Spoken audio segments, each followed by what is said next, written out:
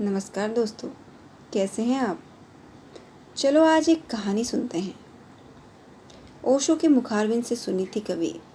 एक आदमी ने आत्महत्या करने की कोशिश की। जब वह चट्टान के एकदम करीब पहुंचा और चट्टान से कूदने ही वाला था नदी में, तो वहाँ एक ध्यान कर रहा था फकीर।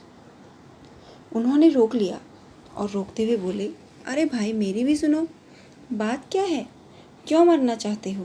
उस व्यक्ति ने कहा, मेरे जीवन में कुछ भी शेष नहीं है, मैं सब तरह से हार चुका हूँ। परमात्मा भी शायद मुझसे नाराज है। जिस भी कार्य को करने को निकलता हूँ वह बिगड़ जाता है। सोना भी छू लूँ तो मिट्टी हो जाए।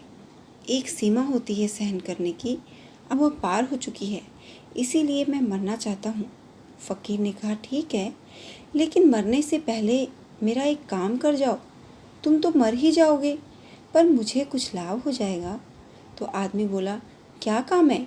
फकीर कहने लगा, ऐसा करो, इस गांव का जो सम्राट है वो मेरा मित्र है, थोड़ा सनकी है, अजीब किस्म की चीज़ें इकट्ठी करने का उसे शौक है।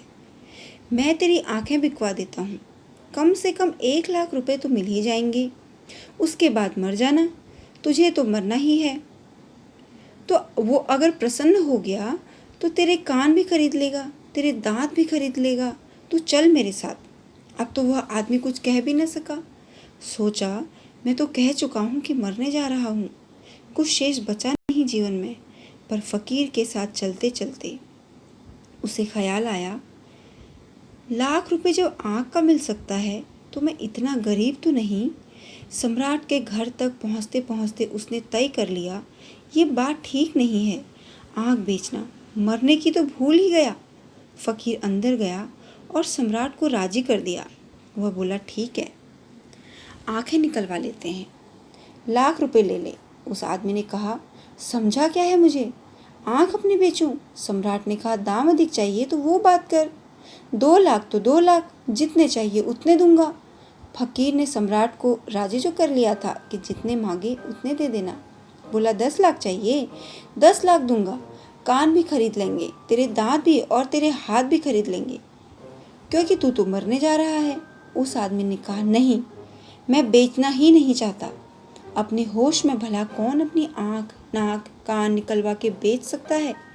फकीर ने झट से कहा, पर तू तो मरने ही जा रहा था, उसमें तेरी आँख भी मरती, नाक, कान, सारे अंग मरते। तू कहता था तेरे पास कुछ भी नहीं है, पर अब 10 लाख आँख के मिल रहे हैं, तू और भी सामान अपना बेच करोड़ों दिलवा दूंगा।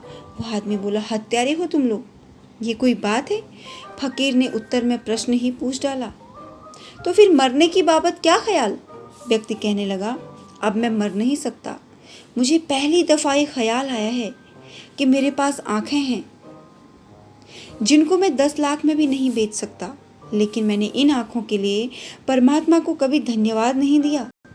मैं अपने अभाव का हमेशा रोना ही रोता रहा कि मेरे पास ये नहीं। मैं शिकायतें ही करता रहा, मेरी ज़िंदगी शिकायतों की एक लंबी गाथा बन गई। तुमने मुझे ठीक सिखा दिया। उस फकीर ने कहा, इसीलिए मैं तुम्हें यहाँ ले आया था कि इसके बाद तेरी मर्जी, जो तुझे करना हो। उस दिन के बाद से उस आदमी की ज़िंदगी बदली। अब शिकायत समाप्त हुई तो प्रार्थना प्रारंभ हो गई।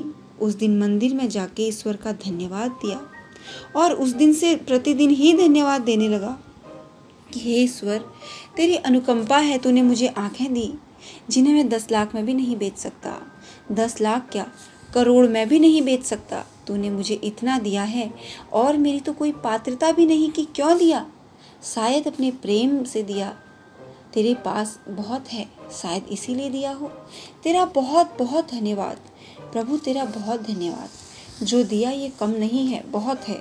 उस दिन से उस आदमी की ज़िंदगी बदल गई, उसका दुख सुख में बदल गया। हम भी तो यही करते हैं, जीवन भर हर पल प्रतिपल अपने अभावों का ही रोना रोते रहते हैं, पर उस सब रोने में अपने जीवन में मिली वस्तुओं के लिए उस परमात्मा का भी धन्यवाद नहीं देते कि हे ईश्वर, हे परमात्मा, तुमने हमें आँखें दी जिससे हम इस सुंदर सृष्टि को देख सकते हैं।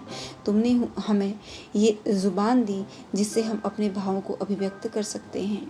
अपने जीवन के लिए कभी धन्यवाद नहीं देते हम। पक्षियों का कलरव सुना, हरियाली देख के मन प्रसन्न हुआ, हमेशा